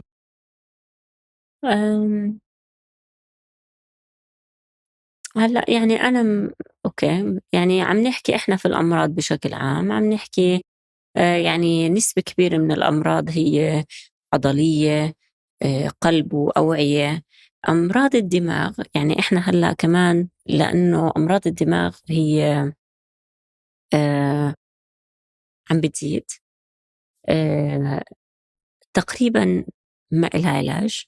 يعني الباركنسون له علاج بطول، ممكن انت تقلل. ليه؟ لأنه اكتشفنا أبكر، يعني عارفينه وصرنا نفهمه أكتر، ففي له علاج. بس في أمراض مثلا إحنا هلأ شغالين على مرض اسمه موتور نيورون ديزيز. هذا موتور نيورون ديزيز، العضلات الحركية بالدماغ بتبلش تموت، أو بتبلش تموت، وبالتالي الكروستوك أو الحكي مع الأعصاب اللي بتوصل لأعضائنا الحركية بتعطل. فبيصير الإنسان مش قادر أي إشي عضلي عنده صعب هو يحركه، so they lose movement throughout. يعني أي إشي أنت إلك قدرة إنك تتحكم فيه they stop. هلأ في مثلا في علاجات موجودة، لكن الفكرة إنه بمعظم هاي بأمراض الدماغ الإشي اللي بيميزها إنه لما العصب الحركي يموت هو ما بتجدد. هو خلص مات العضو. طبعا انت متخيل الدماغ مسؤول، كل جزء بالدماغ مسؤول على جزء في جسمنا، وبالتالي هو إذا مات مش بس مات الدماغ، مات الجزء اللي هو مسؤول عنه. فبتهيألي الاكتشاف المبكر لأمراض الدماغ بيفيدنا كتير، لأنه نقدر نتدخل قبل ما الخلايا السرطانية أو الخلايا الدماغية تموت، وممكن إحنا تريسكيو هذا المريض. هل في طريقة أن الواحد يشخص إذا عنده ألزهايمر ولا لا مبكر؟ هلأ في التصوير، طبعا التصوير بيعملوا بالMRI بيشوفوا إنه هذا الشخص عنده ألزهايمر. في بيشوفوا بايوماركرز بياخدوا من الجسم. هلأ في زي ما حكينا، أنت بدك دايما تكون التكنولوجيات بالتشخيص، بس كمان بإيجاد علاجات جديدة، بالانترفنشن أو تدخلات صيدلانية، بحيث إنه هاي الأدوية الجديدة تعطيك أفضل ما عندها. أعطيك مثال، مثلا هلأ إحنا ليش صعب كتير نعالج أمراض الدماغ؟ لأنه إحنا الدماغ هو زي ما حكيت لك هي خلايا very precious، مهمة كتير وبتخاف على حالها. فهي محمية بإشي إحنا بنسميه blood brain barrier. يعني مش أي إشي بدمنا بدخل على الدماغ، فهو بيحمي نفسه. فالخلايا خلايا البلاد برين بارير بتكون هي very tight، ما بتخلي أي مولكيولز تفوت، جسيمات. وإذا دخلت هاي الأدوية مرات هي clever enough إنها تطلع مرة تانية، يعني بتفوت بتعمل إفلكس كأنه هذا جسم غريب لإلها. فإحنا لازمنا تقنيات بحيث إنه أنا أعمل باي باس لهذا البلاد برين بارير. يعني أنا بدي أزيد تركيز الدواء بالدماغ. إحنا هلأ شغالين على تكنولوجي إنه إحنا نحاول نستخدم النوز أو الأنف، إنه في إحنا أعصاب. هلأ أنت لما you smell perfume you smell it، بس your mind recognize it. ففي عندك sensory neurons، هاي بتنقل الغاز أو الريحة من الأنف للدماغ. واكتشفنا إنه في أشياء كتير إذا هي بتوصل لمنطقة معينة بمنطقة الشم أو اللي بنسميها الأولفاكتوري بلب، هي بتنقل المواد من النيزل كافيتي للدماغ. فإحنا بهاي الطريقة باي باس البلد برين بارير، وبنحاول إنه كمان ننقل مواد مش بس كيميائية لكن مواد بيولوجية، mRNA، بروتينات اللي هي ممكن تكون علاجية مثلا عم نشتغل. يعني ممكن اللقاح يصير بالشم؟ هلا mRNA لا يستخدم فقط للقاح، لكن في يعني احنا عم نستخدمه لتقنية بنسميها تعديل الجيني أو الجين إيديتينج. يعني أنا مثلا بعرف إنه في جينات معينة هي مسؤولة، عم نحاول نكتشفها، مسؤولة عن إنها تخلي هذا الموتور نيورون ديزيز يصير. هي طبعا أكيد مش رح يكون جين واحد، لأنه في أسباب جينية، في أسباب بيئية، لكن ممكن يكون بعض الجينات لو أنت قدرت تعدلها تقلل تراكمات بعض البروتينات السامة. فإحنا نتكلم الحين التعديل عن طريق كريسبر ولا كريسبر؟ فالكريسبر هو تكنولوجي أنت بتنقل، بدك إنزيم اسمه كاس 9. هذا الإنزيم هو بروتين، البروتين كبير، تمام. فأنا بدل ما أنقل البروتين شو بعمل mRNA. ما هو mRNA هو بصنع البروتين، يعني هو بيعطي الشفرة لتصنيع البروتين، وبالتالي أنا بصنع هذا mRNA أو بنقل mRNA اللي بيعطيني الكاس 9. طب أنا هذا الكاس 9 هو إنزيم، فأنا طب هو بده يعرف الجين، فأنا بعطيه هيك كود صغير بنسميه جايد RNA، أو خلينا نقول هو RNA صغير بياخده للمحل اللي هو بده يعمل له الكاتينج والإيديتينج، تمام. فإحنا بنستخدم mRNA تكنولوجي إنه نحطهم ب lipid nanoparticles، مواد يعني مصنوعة من الليبيد أو الدهون، بحيث إنه نحميه، لأنه mRNA بتكسر وكبير ما بيقدر يدخل أي خلية. mRNA شحنته سالبة وخلايانا كمان شحنتها سالبة، فأنت صعب شوي إنه يدخل. فإحنا بنحطه بهدول الجسيمات الدهنية اللي هي بتحمل جزء من الشحنة الإيجابية، اللي هي ممكن شوي يكون بينها كروستوك مع الخلايا تبعتنا، وبالتالي نوصل. طبعا هذا الحكي لسه under investigation، بس احنا هاي تكنولوجي من الكريسبر تكنولوجي نستخدمها لتعديل بعض الجينات اللي هي احنا هلأ بنفترض انه بعض الجينات ممكن لو احنا عدلناها تعمل لي تحسين بالمرض. فهذا اللي احنا بدنا نثبته. طبعا ممكن هذه النظرية تنجح، ممكن تفشل، لكن بنكون عملنا بلاتفورم او تكنولوجي ممكن شخص تاني يقولنا طب ادرسوا الجين الفلاني، فاحنا بنبدل بس الجايد RNA. واو. اليوم لما نقول ألزهايمر، هل هو أنه فعليا إذا ودي أفهمها جوا هو أنه عبارة عن جينات أو جينات تبدأ يعني تفرز خلايا غير صالحة، أو أنها ما تفرز خلايا معينة علشان كذا تبدأ الخلايا العصبية تدهور؟ إذا أخذنا السرطان هي عبارة عن برضو أنه الخلايا تبدأ تفرز بطريقة خاطئة، واللي هي تعديل الجين معين بيحل المسألة هذه. هل فهمي لها صحيح ولا؟ خلينا نحكي شوي على البرين. هلأ أنا مش تخصصي ألزهايمر، فشوي صعب أعطيك يعني، بس يعني بشكل عام بالأمراض الدماغية اللي بيصير إنه في عندك بيصير تغيير بتصرف الخلية العصبية، بحيث إنه هذا التغيير بخليها تفرز بروتينات مختلفة. هاي البروتينات بالألزهايمر هي مختلفة عن الباركنسون، مختلفة عن الموتور نيورون ديزيز. وهاي البروتينات هي بتكون بنسميها aggregates، يعني هي بتكون عادة soluble دائبة، لكن في حالات المرضية هي بتتكون وبتعمل جسيمات كأنها فيروسات، وبتعمل inflammation أو التهابات، فبصير في عندك inflammation بشكل عام بالدماغ. هذا بشكل مبسط، لكن كل مرض في عنده باثولوجي معينة، بروتين معين. في مثلا بيحكي إنه حتى هدول البروتينات هم infectious زي الفيروس بنتقله من خلية للتانية. فيعني يعني هذا بشكل مبسط. بالنسبة للسرطان هي العكس، هي الخلية عم تنقسم، مش عم بتموت، عم تنقسم وبتنقسم بصورة سريعة. هلأ أكيد أكيد كل إنسان عنا صار عنده مثلا خلية سرطانية، لكن الجسم المناعي قدر يتخلص منها. إحنا في عنا خلايا الدم البيضاء تتعرف على الخلايا الغريبة أو الخلايا السرطانية أو الفيروسات أو البكتيريات وبتتخلص منها من الجسم. الخلية السرطانية بتنجح إنها تستمر لأنها تحاول تخفي حالها من الجسم المناعي. كيف؟ فبتفرز جزيئات بنسميهم immune checkpoint، يعني جسيمات أو molecules. هاي الموليكيولز بتيجي الخلية البيضاء بدها هي ترتبط مع الخلية السرطانية عشان تأكلها. فبيصير في هذا التفاعل بين التو molecules، الواحد على الخلية البيضاء وواحد على الخلية السرطانية.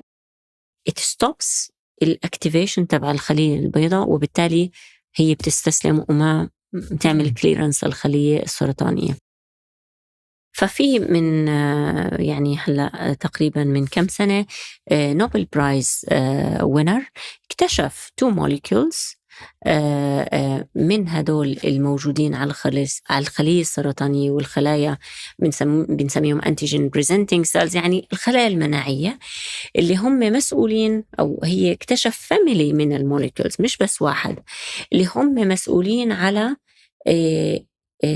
إيقاف الجسم المناعي تبعنا إنه يتغلب على هاي الخلية السرطانية. فاكتشفوا فيلد جديد اللي هو الإميونوثيرابي، اللي هو based على هدول الإميون تشيك بوينت انهبيتور، بحيث إنك أنت تعملهم بلوك، أو بعضهم هم مفيدين فأنت بدك تعملهم زيادة، فبنعمل mRNA تكنولوجي عشان نزيد هدول الريسبتور، وبالتالي بتزيد الجسم المناعي قوته وتخلصه من الكانسر. الإشي اللي كمان حلو إنه أنت إيش ممكن تعمل، هو الخلايا الجسم تذكر هاي الخلية السرطانية، فأنت عم تعمل كأنك فاكسين. ليه؟ لأنه بيصير بتذكر لما هاي الخلية السرطانية ترجع إنه يقضي عليها. فإميونوثيرابي مع فاكسينيشن استراتيجي. يعني عم نحكي على الجسم المناعي، هو مفيد في أشياء كتير وبيلعب دور. فبرجع لسؤالك الأول، هل نفسيتنا بتلعب دور؟ أكيد. طيب أنا بدي أرجع لفهم البسيط اللي قبل شوي. هل فعلا الجينات أو الجين يتحكم في كل هذا، سواء في البروتينات اللي تصدر في الدماغ ومن ثم تسبب الأمراض الدماغية، أو في الخلايا السرطانية؟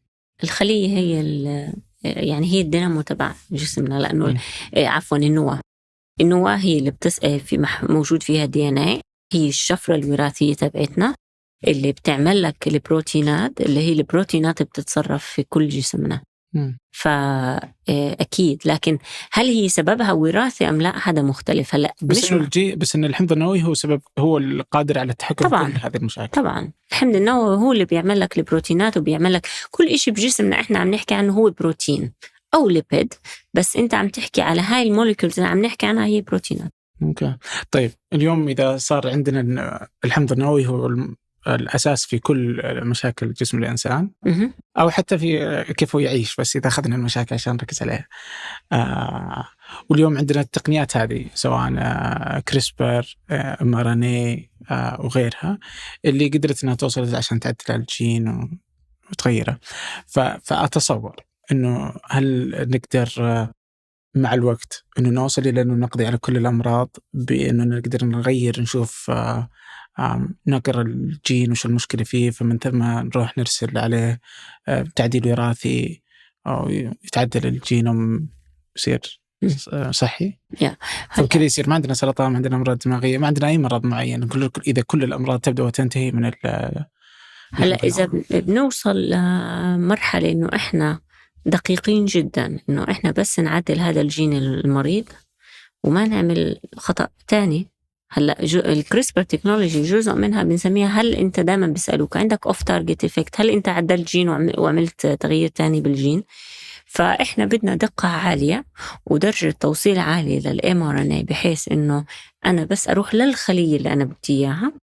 يعني مش بس بدي أوصل للدماغ، بدي للخلية، بدي بجزء معين بالدماغ، والخلية الموتور نيورون مش سنسور نيورون، وأعدل فيها. عشان هيك اختيار التارجت مهم. أنا بيهمني إنه هذا الجين يكون موجود في العضو هذا، مش في عضو سليم.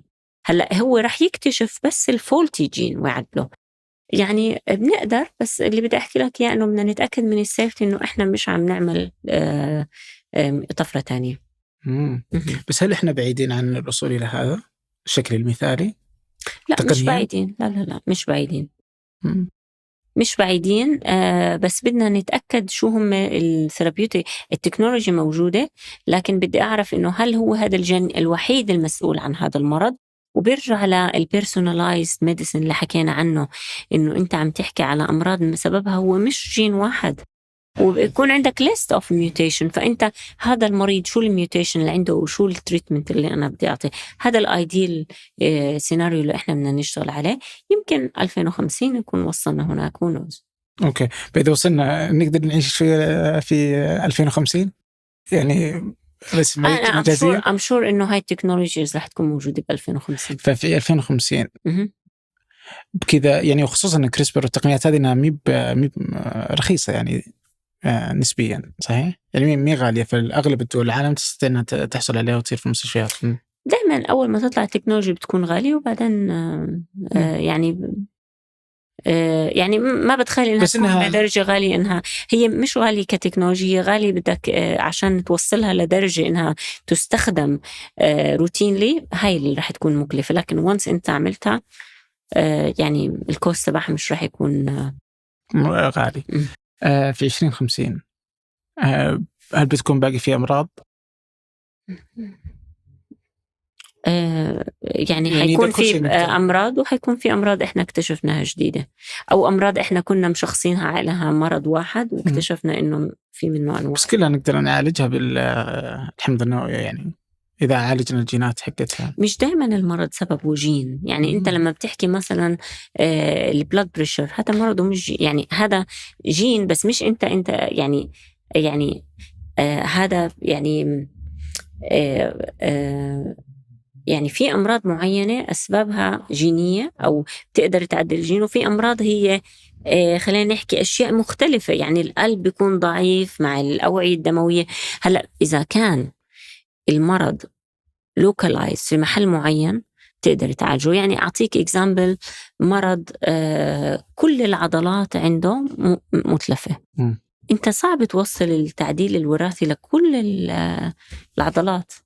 فأنا برأيي حيكون ناجح في الأمراض اللي هي أنت بتقدر تحدد، أو خلينا نقول الدمج حجم المشكلة قليل، بس إذا إشي بدك تعمله بكل جسم الإنسان حيكون صعب شوي. العضلات مثلا، العضلات لهلأ صعب إنه أنت تعملها تعديل وراثي، لأنه مش حتقدر توصل لكل عضلة بالجسم. تخيل أنت. بس بكذا طيب، على الأقل مثلا أمراض الدماغ، أمراض السرطان، إنه نكون وصلنا إلى مرحلة متقدمة جدا من القضاء عليها. I think so. رح يكون في علاجات لأشياء إحنا هلأ مش قادرين نعالجها، رح يكون في علاجات. اوكي. طيب بالنسبة للسرطان، إذا برجع إلى اليوم اللي هو 2022، يعني من وعيت على الدنيا وكمية الحديث عن السرطان وعن اكتشافات علاجات السرطان أو ما في حكمها كثيرة. كل يوم نسمع إنه هذا الدواء، اليوم اكتشفنا شيء للقضاء على السرطان، اليوم سوينا مدري شلون. وين وصلنا اليوم لعلاج السرطان؟ هلأ وصلنا إنه زمان كان بس في عمليات، بعدين وصلنا إنه صار في أدوية كيماوية، بعدين صار في أدوية إشعاعية، هلأ في أدوية بيولوجية. وش الفرق بين الكيماوية والإشعاعية؟ هلأ الكيماوية أنت عم تاخد دواء، وهذا الدواء بيوقف انقسام الخلية. الإشعاعية أنت بتعطي راديوثيرابي لهذا المريض، وهذا الراديوثيرابي بموت الخلية، فهو external source يعني. هلأ في عنا أدوية بيولوجية بتعتبر هي أأمن من الكيماوية. ليه؟ لأنه الكيماوية ما بتميز الخلية السليمة من الخلية المريضة، لكن هي تأثيرها أسرع على الخلية المريضة، لأنه الخلية المريضة بتنقسم أكتر. هلأ العلاج البيولوجي يعني أو at least هيك يعني we claim إنه العلاج البيولوجي safe، لأنه العلاج البيولوجي بس بيعالج الخلية اللي عندها مثلا زيادة PD-L1، أنت بتعطيهم antibody بسموهم monoclonal antibodies أو الCAR T cells مثلا. فبيكون هو more selective، أكيد في له side effects لكن مختلفة عن الكيموثيرابي مثلا المراجعة والاستفراغ and so on، وسقوط الشعر. هلأ بتهيألي رح يكون في علاجات بالمستقبل، هي العلاجات البيولوجية رح يكون في لها أنواع أكتر من المونوكلونال. يعني كان في مونوكلونال، هلأ CAR T cells رح يصير في عنا mRNA، رح يصير في عنا تعديل وراثي. كلها هاي تعتبر بيولوجية، يعني عم تستخدم أنت مواد بيولوجية لعلاج السرطان. أوكي. كم يأخذ الفترة من أنه تكتشفون مثل هذه العلاجات في المعمل إلى أن تصبح متاحة للمرضى؟ هلأ مثلا أعطيك مثال، يعني إحنا لما بنشتغل على خلينا نحكي بنطلب funding أو يعني بنحكي للجوفرمنت إحنا في عنا هاي الأفكار وإحنا بنفكر إنه هذا الشغل رح يكون كويس والتشانس تبعته إنه يكون ينجح عالية. فإحنا بنحكي مثلا 3-4 سنين تعمل proof of concept، بعدين تلاقي مثلا فكرة نجحت بدك تثبتها بسمول أنيمالز، بتيجي بعدين بتبلش شركات الأدوية بصير في عندها interest، بتبلش تشتغل على large animals بنسميهم. وش يعني الحيوانات الصغيرة مثل إيش؟ الحيوانات الصغيرة يعني الفار، الماوس، الرات، أوكي. الأرنب مثلا. أوكي. الكبيرة الأكبر أنت بتيجي مثلا على البيكس، على الشمبانزي، نص شمبانزي، أنواع من أنواع القرود، دوغز مثلا، كلاب، على أمراض على أجسام أكبر. بعدين تيجي بتقول أنا بدي أعمل فرس إنمان، بدي أنا أعطيها للإنسان، لسه مش عم بعالجه، هدول مش مريضين، ناس healthy، بس بدي أتأكد إنه هذا الدواء مش عم يعطيهم side effects.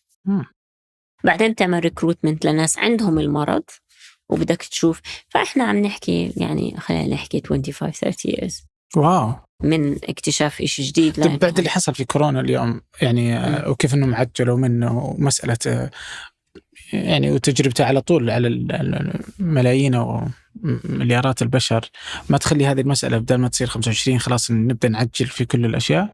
هلأ بالكورونا هي كانت عبارة عن حقنة عضلية، يعني أنت يعني بعدين هي بالكورونا هو يعني هو الجديد كان الmRNA والبروتين اللي عملوه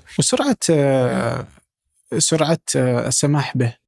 صحيح، بس أنت مش عم تعمل في إشي إحنا بنسميه زي هو systemic effect على الجسم كله، لكن بفرق لو أنا بدي أخذ دواء وهذا الدواء يكون حبوب أو أبر. يعني بفرق إنه أنت لما تعطي حبوب بشكل دائم، بعدين الكورونا أنت عم تحكي على 2 injections، مش عم تحكي على إشي عم تعطيه كل يوم. ما فهمت الفرق. إيش الفرق يعني إذا كانت 2 و3 وإني أعطيه بشكل يومي؟ نسبة السمومية أعلى لما أنت تعطي إشي كرونيك يوميا عن جرعة أو جرعتين. بعدين يعني هلا هي بالكورونا هم فحصوه، لكن هي ما عملوا كل يعني فحصوا السيفتي تبعته. بالكورونا يعني ما كان في تعديل جيني، أنت كأنك عملت الفيروس تمام، كأنه يعني أنت أسوأ الاحتمالات عم تحكي على واحد أعطيته كورونا فيروس. بس لما عم تحكي على ثيرابيز جديدة، هاي التقنيات الجديدة هي يعني بتهيألي خلينا نقول السكيل تبعها، أنت عم تحكي على ممكن تعمل أمراض تانية للإنسان لو كانت مش مفحوصة كويس. ممكن يعني إحنا في مثلا لترخيص الأدوية الأمراض بنسميها rare diseases، الأمراض النادرة بيكون أسرع. ليه؟ لأنه ما إلها علاج. فدائما سنة مرة كثير. بالضبط. هلأ أنت عشان تعطي علاج جديد ويكون بسرعة لازم ما يكون في لك كومباتيتور، يعني ما يكون في علاج أوريدي موجود. لو في علاج موجود بدك تثبت إنه أنت أحسن من هذا العلاج الموجود. في أمراض لهلأ ما علاج، مثلا البرين كانسر يعني السرفايفل ريت تبع 1 year maybe to 18 months. إذا كان المرض إلى الآن ما الموتور نيورون ديزيز كمان يعني علاجه هو دواء واحد حاليا متوفر وما بيعالج المرض لكن بيزيد اللايف سبان باي فيو مانثs. فبتهيألي بيعتمد إذا هذا المرض ما إله current treatment اللي هم أمراض قليلة عم نحكي عليها. أوكي. فإذا ما في إذا في علاج يأخذ مثلا كم 10 سنين إذا ما له علاج حاليا فأنت تعالج مرض. هلا من اكتشاف الفكرة أنت عم تحكي على proof of concept، عم تحكي على فكرة جديدة. 10 سنين حتكون شوي قليلة يعني، بس إذا أنت في proof of concept ولقيت إنه بالسمول أنيمال اشتغل ف10 سنين معقولة. اوكي. لا بس مثلا احس ان التقنيه تغيرت يعني مثلا اليوم اللي سوته مثلا موديرنا انه اكتشفت اللقاح في 24 ساعه فقط، صح؟ لا طبعا هم شغالين على mRNA من زمان، لكن كتقنيه موجوده من زمان. اكتشفت اللقاح لهذا المرض لهذا الفيروس بالتحديد أخذ معهم 24 ساعة، ويقولون أصلاً أي وقت يجي أي وباء آخر أو أي فيروس آخر 24 ساعة نقدر نطلع. لا أكيد مش 24 ساعة. هم they spend time يعملوا ال mRNA، يعملوا له stabilization، يعملوا الليبيد نانو بارتيكلز، عارفين السيفتي بروفايل تبعهم، لكن هم غيروا الأمينو الأحماض الأمينية أو النيوكليك أسيدز غيروها ب24 ساعة، إنه غير الكود يعني الشفرة الوراثية، لكن هو ما أخذهم 24 ساعة. هو ممتاز يعني بس الشفرة الوراثية اللي هي تخص أنا بقدر أعمل باللاب in one day، أعمل mRNA لتارجت معين in one day I can يعني، بس مش معناته إنه أنا بدأت التكنولوجيا ب24 ساعة. لا أكيد هي عملية تراكمية أخذت ظهر الmRNA لها كم 20 سنة أكثر حتى. فأنا ما أقول إنه التقنية هذه كلها اكتشفت 24 ساعة غير منطقي، لا بس قصدي إنه بوجود هذه التقنية اليوم اللي وصلنا له يعني صاروا يقدرون يكتشفون لقاح الفيروس في 24 ساعة بناء على التقنيات الموجودة. تقدر تعمل adaptation للتكنولوجيا، يعني أخذ التكنولوجيا أغير فيها، يعني خلينا نقول بنسميها يعني تكون disease agnostic، يعني مش معتمدة على الديزيز، هي جاهزة بحيث إنه أنت تبدل شغلة بس بسيطة كتير وتعالج مرض معين. وهذا الإشي تعلمناه من الكورونا. صحيح. فقصدي يعني ليش لا نزال يعني رغم كل التقنيات والتطور العلمي وحتى الفلوس اللي تصرف على الأبحاث وغيره والباحثين يعني أكثر من أي وقت سابق في تاريخ البشرية، لأنه لا تزال يعني تأخذ وقت طويل جدا إلى أنه من نسمع أنه العلماء اكتشفوا علاج ما لمرض ما إلى أن يصبح جاهز للتطبيق هذه السنوات كلها. ففي ناس كثير تموت خلال هذه السنوات. عشان إحنا لازم أول نفهم المرض إيش بسبب المرض، كيف أنا ممكن أعالج المرض. يعني أنا مثلا المرض هذا شو الخلية اللي أنا بدي أعملها تارجت، شو البروتين اللي أنا بدي أعالجه، بس لو أعطيته أو عالجته ما أضر خلية تانية بجسم الإنسان. فهي الوقت عم ياخد، لأنه فهم المرض بياخد وقت، جهود صناعة الدواء تاخد وقت، في فترة متزامنة بيكون في خلينا نقول overlap، في back and forth. يعني مثلا أنا عملت دواء، هذا الدواء بخليني أفهم المرض مرة تانية وأرجع أعمل تعديل. أوكي. طيب اليوم أنت في جامعة كينغز في لندن وتديرين قسم الصيدلة، صحيح؟ هلأ أنا بجامعة كينغز كوليج لندن، أنا بروفيسور بالنانو ميديسن ورئيسة قسم التطوير الدوائي أو الميديسن ديفلوبمنت. صحيح. أوكي. كم نسبة عدد النساء الموجودين عندك في القسم أو في الكلية؟ هلأ طبعا إحنا القسم تبعنا هو قسم من 3 أقسام. إحنا 3 أقسام بنسميها الانستيتيوت اوف فارماسيوتيكال ساينس. يعني القسم تبعي تقريبا عم نحكي على في assistant professors و associate professors، في طلاب دكتوراه وفي بوست دكتورال فيلو. يعني عم نحكي على total يعني 100 شخص. نسبتكم من نسبة النساء يعني أنا عم بحكي على الأكاديميين تقريبا يمكن إحنا خلينا نقول 30% من الأكاديميين في القسم تبعي طبعا. overall في الديبارتمنت بقدر أقول إحنا يمكن برضو average 30%. يعني حتى لو المتحدة تقول إنه 30% من الباحثين في العالم هم نساء. وش تعتقدي ليش عددكم لا يزال قليل؟ هلا العدد قليل لأنه هي الأكاديميا demanding، يعني الأكاديميا بدها dedication. هي هلا في جزء من طبيعة العمل، في جزء من طبيعة وظائف النساء عن الرجال. يعني في ناس ممكن مثلا يعطوا أولوية للبيت، في أكيد يكون بريك بيريود بفترات معينة، مثلا إذا أنجبوا أطفال أو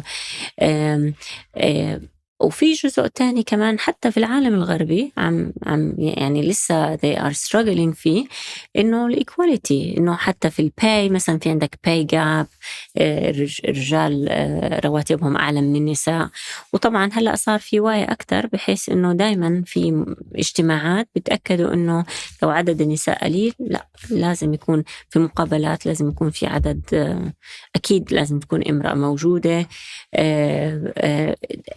عم بتطلعوا لهذا الاشي أكتر طبعا، أكتر من بتهيألي مجتمعنا العربي شوي لسه كمان بده. يعني أنا هلأ مرات بتطلع على صور من ميتينجز موجودة في مجتمع، بتطلع واو كلهم رجال يعني، فبستغرب. يمكن هذا الاشي مش مشكلة هناك، بس لا هون يعني إذا بتشوفوا شوي بنتقدوا.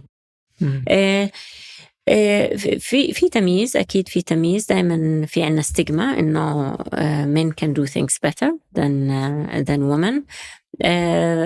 طبعا صار في وعي إنه هذا الحكي مش مزبوط، و يعني في تغيير خلينا نقول، يعني إحنا خلينا نلعب دور كبير بهذا التغيير. إنه يعني لأنه هذا الكلام أكيد مش مزبوط. يعني النساء أنت لو خسرت النساء خسرت نص المجتمع. فإذا دولة بدها تستفيد من مجتمعها لازم تستفيد من هاي الطاقات equally. أوكي. هل شفتي من خلال الفترة السابقة أنه في نمو في عدد النساء الداخلين في الجامعات، ولا فعلا يعني كل هذا الكلام لا يزال تأثيره على أرض الواقع قليل؟ هو في عدد كبير من النساء في الجامعات، لكن اللي بيصير إنه أنت عندك هرم.